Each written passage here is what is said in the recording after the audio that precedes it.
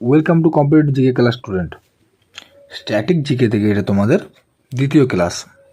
তো দেখো, প্রতিটা ক্লাসে আমি বলি যে তোমরা ক্লাসটি প্রথম থেকে শেষ পর্যন্ত দেখবে।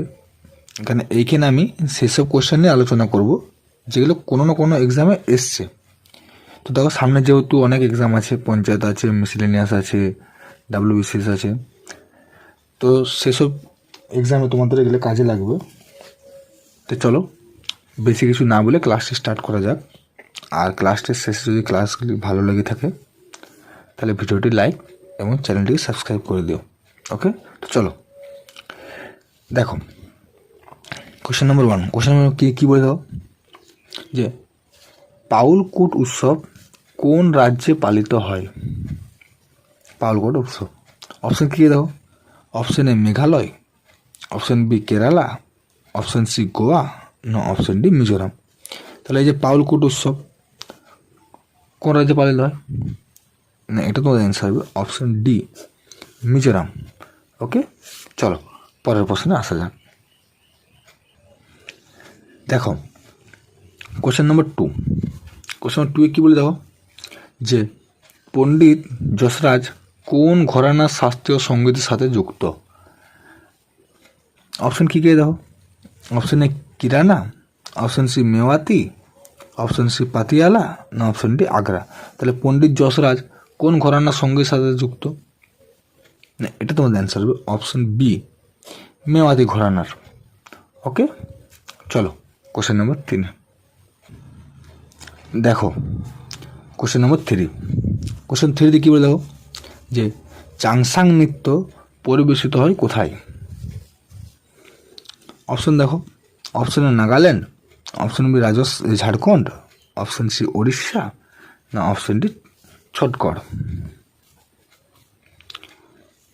তো চাংসাং নৃত্য, এটা তোমাদের অ্যান্সার হবে অপশান এ, নাগাল্যান্ড। ওকে, চাংসাং নৃত্য পরিবেশিত হয় নাগাল্যান্ডে। ওকে, চলো কোশ্চেন নম্বর 4 দেখো। Question number 4।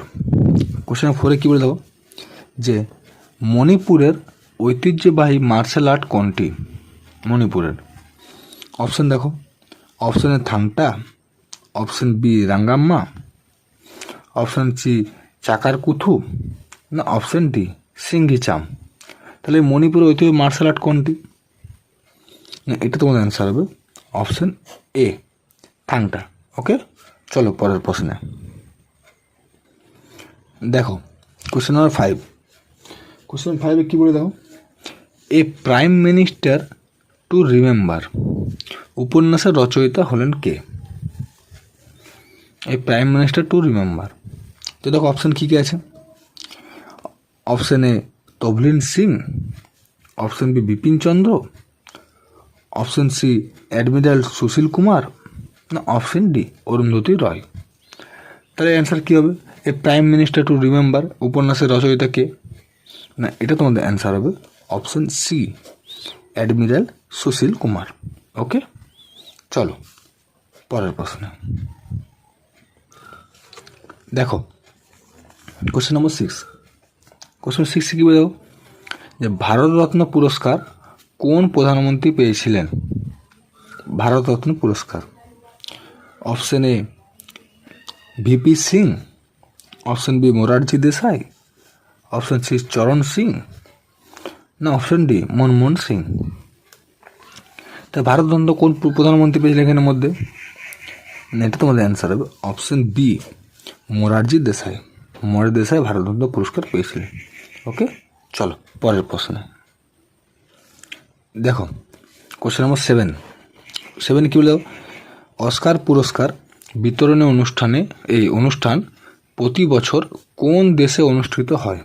অস্কার পুরস্কার বিতরণী অপশান দেখো, option A Russia, option B England, option C America, না অপশান ডি ভারত।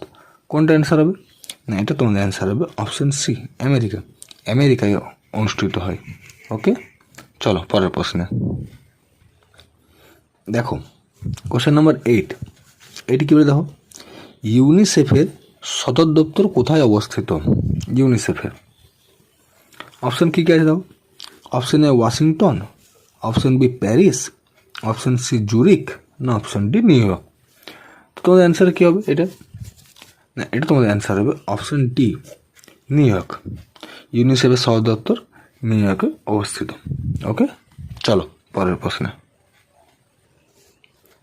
দেখো। Question number 9। 9 কী বলে দেখো, যে নিম্নলিখিত কোন শহরে ভারতীয় ক্রান্তীয় আবহাওয়া ইনস্টিটিউট অবস্থিত? ক্রান্তীয় আবহাওয়া ইনস্টিটিউট।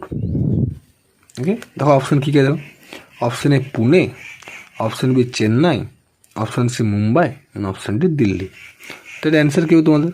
না, এটা তোমাদের অ্যান্সার হবে অপশন এ পুনেতে অবস্থিত। ওকে, চলো কোশ্চেন নম্বর 10 দেখো।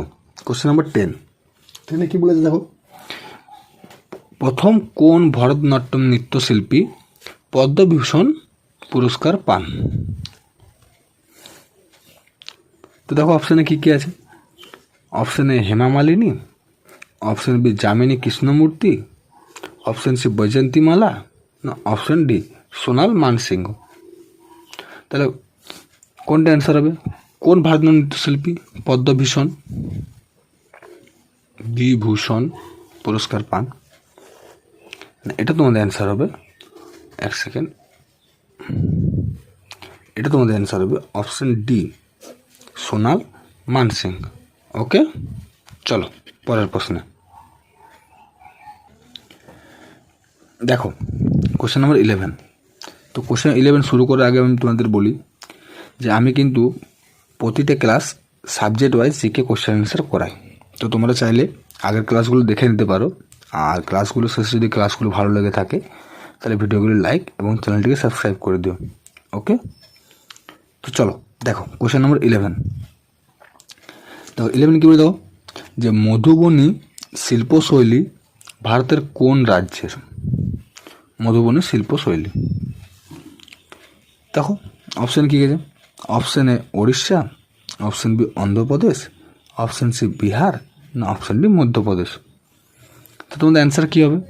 না, এটা তোমাদের অ্যান্সার হবে অপশান সি বিহার। ওকে, চলো কোশ্চেন নম্বর 12 আসা যাক। দেখো কোশ্চেন নম্বর 12 কী দেখো, যে ইনসুলিন আবিষ্কারের জন্য কে নোবেল প্রাইজ পেয়েছিলেন? ইনসুলিন আবিষ্কারের জন্য।